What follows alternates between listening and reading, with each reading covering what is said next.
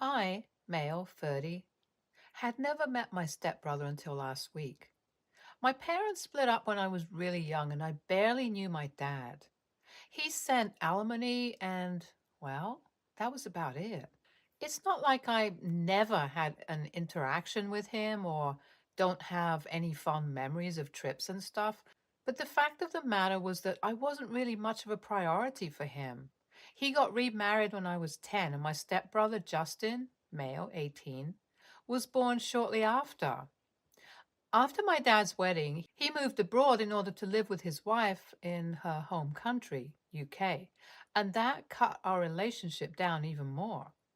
I didn't want to keep putting in the effort to be recognized by my dad, even at that young age, and he slowly stopped becoming an important part of my journey growing up. My mom, however, did everything for me, and she taught me how to be a kind and loving person. She always tried to help me understand my dad's point of view and was the glue that stopped me from completely cutting off all contact with him. However, she passed away when I was 20 years old due to cancer. Her loss still affects me to this day, and without her around, I felt like I had been untethered by the one person who loved me unconditionally.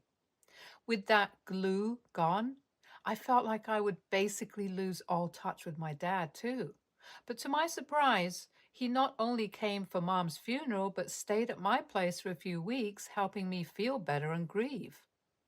He told me stories about what Mom was like as a college student, the things she did, and her odd mannerisms, which he still remembers. Those couple of weeks were probably the closest emotionally I had ever been to him in my life. It made me come to terms with the fact that I still had a parental figure in my life, and when he went back to the UK, we kept in touch. Sometimes I would have video calls with him and briefly speak with his wife or Justin, but the bond was more of politeness than anything else. I understood that they were a different part of my dad's life, and neither me nor his family were that interested in blending together. Besides, it's tough to form much of a bond when you live all the way across the ocean. My dad made frequent trips to the US for work, and I got to catch up with him then.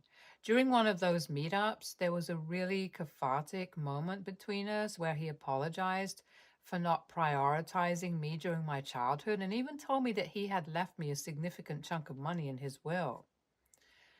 I remember him saying, "I know this can't make up for anything in the past, son. I just hope it'll keep your future steady." It was a heart to heart that stuck with me, and I forgave him for his crappy parenting as I was growing up. Not entirely. I don't even think it's possible to forgive someone entirely for that, but I wanted to remove the roadblock towards a growing bond I had with him. Things changed after that moment. It began to feel like I had a family again. My dad and his family, barring Justin because he had his A-level exams, came to my wedding to Clara, female 32, when I was 28, and I even visited the UK as a part of my honeymoon tour. My dad's wife was a lovely woman, albeit a bit distant from real life when it comes to money matters. I mean, dad is wealthy, and she's from a family that's so posh that they're walking British stereotypes, like straight out of Downton Abbey. So while we got along, there was definitely a cultural gap between us. I was no longer as isolated as I thought I would be. Things seemed to turn out even better because Dad was planning to settle in the US after retiring, which was only a few years away. He also wanted Justin to go to his alma mater, so there was a chance that I would finally meet my stepbrother. As luck would have it, I had settled quite close to Dad's college, and having gone there myself, I thought it would be a good idea to invite Justin to live with me and Clara to get used to American life. Dad was ecstatic at the idea, and in a few short weeks, Justin was at my doorstep. However, from the moment we met, there was tension between us. Justin had grown up with two rich parents while I had grown up with one. He was spoiled, and his whole way of living was completely alien to me. In the one day we met, he wasted food at a restaurant, made fun of a waitress for wanting a bloody tip, and spent thousands of dollars at the airport mall. I'm not kidding. Thousands of dollars. He was upset that our house didn't have an outdoor pool and basically demeaned me and Clara for living like this. I kept it in when I was in front of him, but I was seething inside. As soon as I got the chance, I phoned my dad and told him that this wasn't going to work out. To my surprise, he didn't want to hear it at all. I don't know where this was coming from, but he felt resentful that I wasn't giving Justin a chance. He said, "Come on, you've known him for one day. He's a good kid, I swear. Please, just give him a chance." I mean, I understand his point of view, but at the same time, you can just tell that someone is going to be an entitled jerk from the moment you meet them. Again, all of these thoughts were just that, thoughts. I was a lot more diplomatic about explaining why I didn't want Justin around, but it failed. The conversation got a bit messy, and my dad said, "If you two can't be brothers, I'd have to give my wealth to the person I've been able to raise. You get that, right? You two need to get along because I want to have a family with no infighting. Otherwise, we can just have the kind of relationship we had before, OP. You need to commit, not just to me, but to my wife and kid too." That was a low blow, IMO. But I decided that maybe it would be best to try and keep Justin around for a few more weeks. After that, Dad would also be in the US, and my idiotic stepbrother would be off my hands. Simple enough, right? Wrong. So wrong. The next day, while Clara and I went off to work, Justin was asleep in the guest bedroom. I asked him what his plans were and whether he needed any help with his admission process, but he just said he had jet lag and that he'd just relax all day. When I got home in the evening, the house was a mess. There was a huge party going on at my house because apparently he went out in the afternoon and made friends with some girls he wanted to impress. After buying half of Tiffany's for them, he let them and all their friends have a party at my house. As I was kicking everyone out, Clara came out of the house visibly agitated and told me that some drunk guy had made a pass at her. Not only was my house ruined, but my wife felt unsafe in her own home because of Justin's stupidity. I saw red and told him that he was never allowed back in my house. When he asked, "Come on, where am I supposed to go?"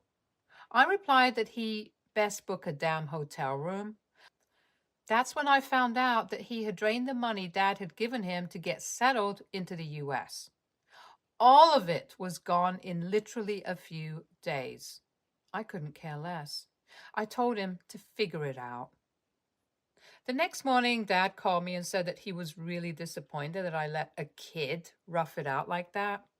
Apparently, the idiot called his dad and then spent the night at a gas station. I know that he was super entitled, and I'm definitely not going to apologize for going off on him, but was I TA for kicking someone out into a country they're not familiar with? Update 1. So, Dad landed in the US. He booked an early flight and sent Justin some more money so that he could check into a hotel. I wasn't going to budge on letting my stepbrother back into my home, but I did invite my father to my house so we could talk things over. If he was going to be just as stubborn about forcing a bond with Justin, though, I was going to tell him that I could care less about his inheritance. We'll see how things go, though. Update 2. Speaking to Dad was quite a roller coaster ride. First off, it wasn't just him who came, it was his wife too. And, to my dismay, Justin as well. I couldn't do much about it, and all of us awkwardly sat in the living room. Then, to my surprise, Justin got up and blurted out an apology for his behavior. It was rehearsed, and it sounded like a snotty toddler being forced to apologize by his parents, which isn't too far off from reality. My dad then said that he also didn't understand the full extent of Justin's behavior. And after he learned about how he had drained all of his savings by looking through his transaction history, he had a stern talk with Justin.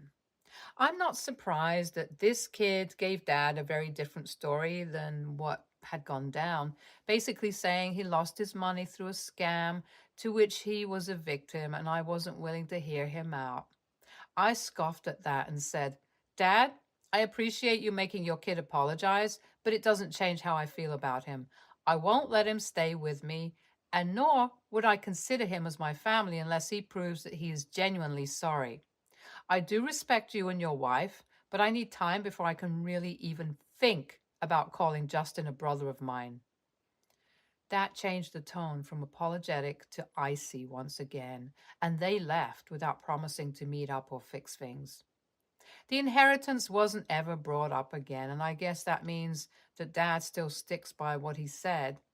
Clara thinks that it would be better for me to just pretend to mend bridges with my stepbrother so that my dad feels more secure about his family and I don't lose the relationship that I built with him over the years.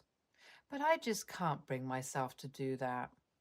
Update 3. So it's been a month since my dad has moved to the US.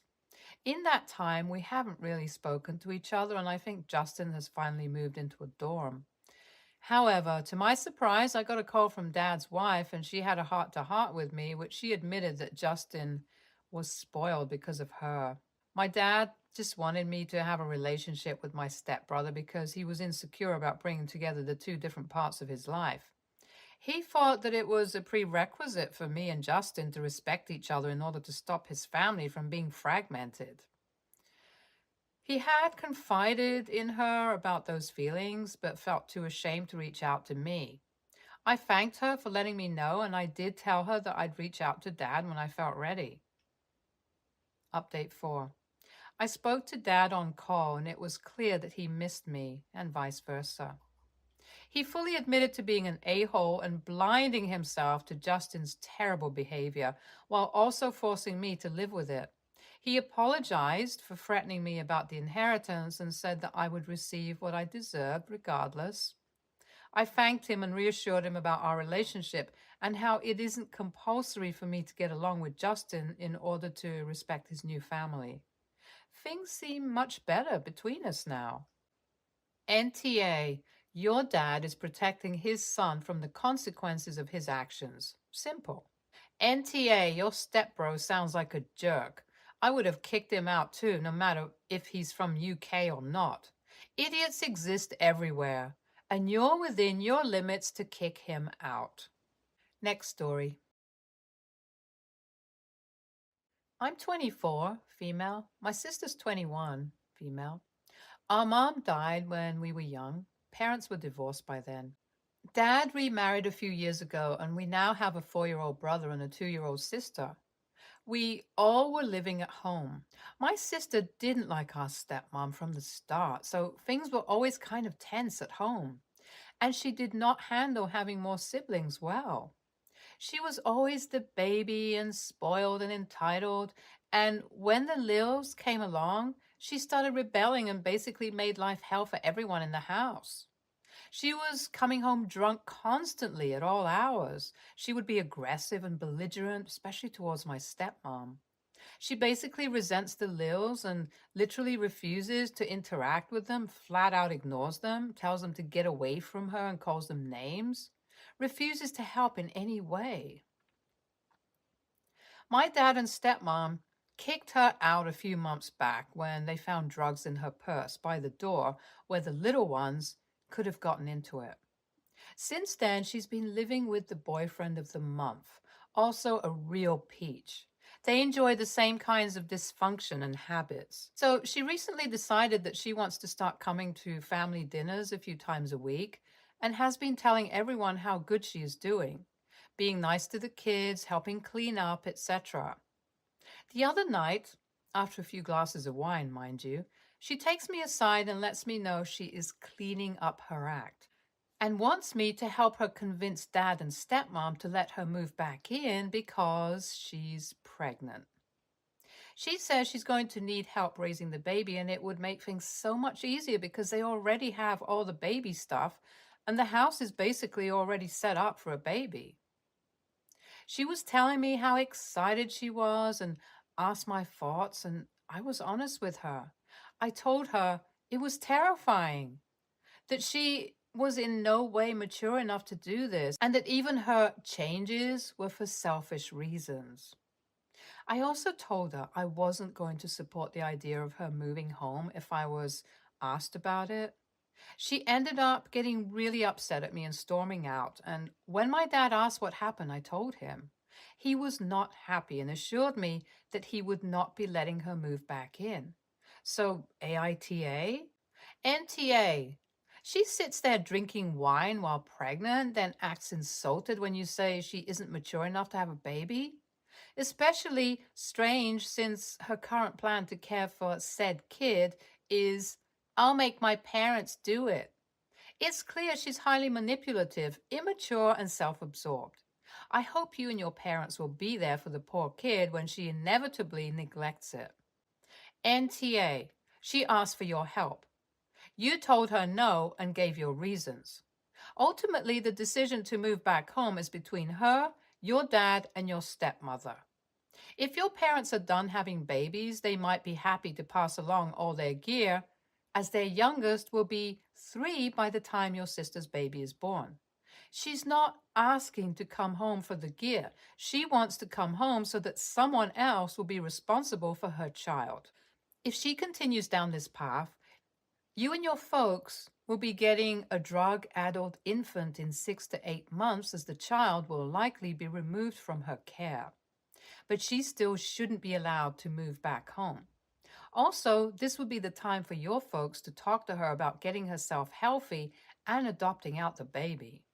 Next story.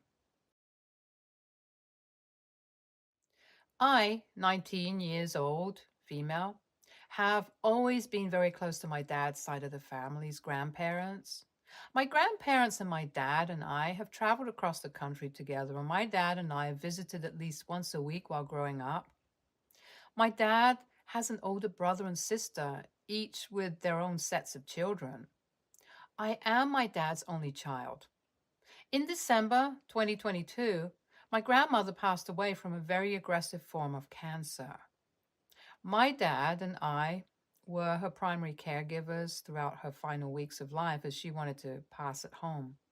One day, as I was sitting with my grandmother, she gave me her wedding and engagement rings as a 19th birthday present. I was completely shocked but flattered to be gifted these rings. But this gift upsets my entire family, as I was not the next in line to receive them. Shortly after her death, my grandfather received my grandmother's life insurance check.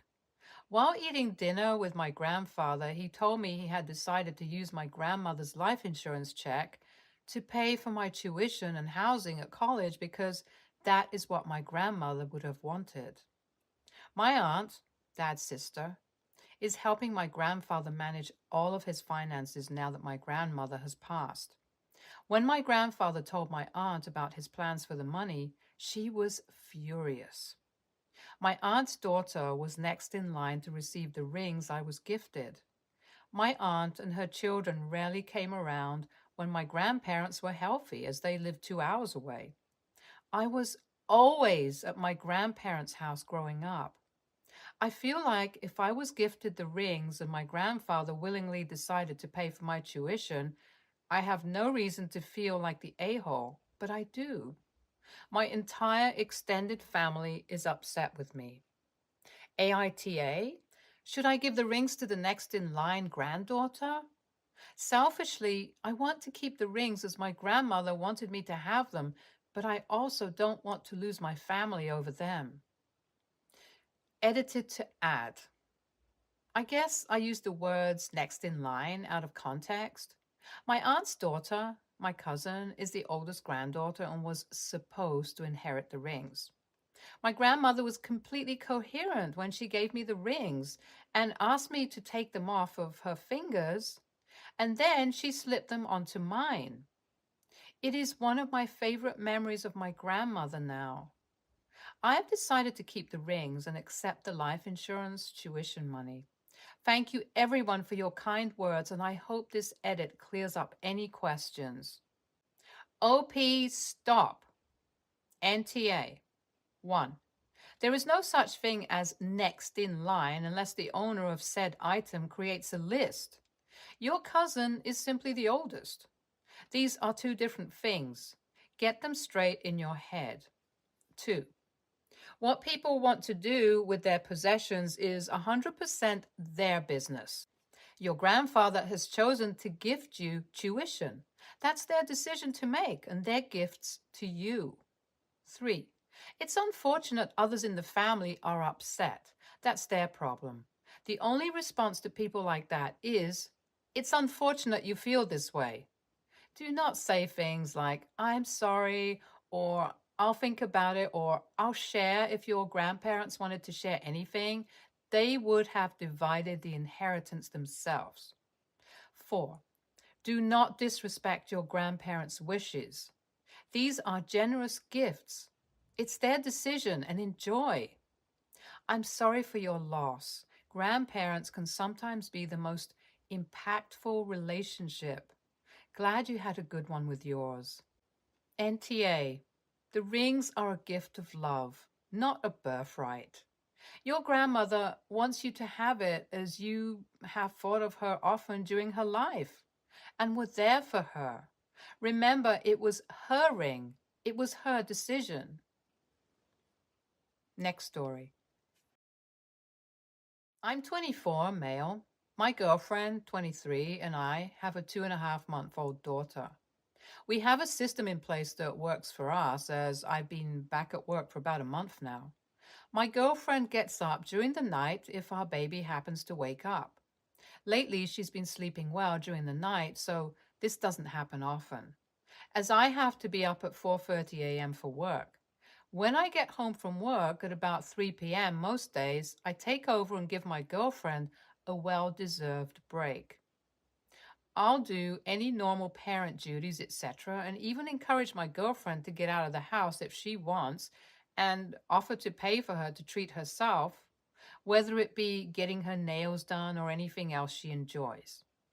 I also cook dinner and clean up afterward while my girlfriend watches the baby. I also do our baby's nighttime routine every night before getting into bed myself at 8:30 p.m. We give her a bath at about 7:30 and then massage her and feed her, and she usually falls asleep halfway through feeding, formula fed. This system works for us, and while some people might not agree, I don't care at all. My friend and I were having a random convo over Messenger, and he was saying how keen he was to sleep in on the weekend. And I responded with saying, LOL, I wish. I don't sleep in anymore. We rotate getting up during the night on days I'm not working, which is the weekend, and I wasn't complaining. I was just stating a fact. And he asked me why I don't. And I responded with basically what I said above. And he said that was freaking stupid and I deserve to sleep in on the weekend because I work during the week. And I asked what he meant. He basically said the man that works during the week to provide should get to sleep in on the weekend. And I responded with saying, I hope he never has kids because I feel sorry for the woman who he has them with. And he called me an a-hole and stopped responding to me. My girlfriend told me I was a bit harsh, but I don't think I was. AITA? Edit. Typo in the title. I meant to say my friend. NTA. Though certain exceptions exist. Two parents are equally responsible for making a baby, so two parents should be equally responsible for caring for a baby. That responsibility will continue as that baby grows up. Beyond that, you and your girlfriend are in a romantic partnership, meaning there are two of you who should be sharing responsibilities beyond baby care. Harsh or not, you spoke the truth. I applaud you for being in a routine already for Bob. Hubby and I made a pact that on the weekends he got to sleep in on Saturdays and on Sundays I got to sleep in. That worked well for us. And those who don't have children can't understand the problems of having babies in the house. Stay tuned for more stories from Argo.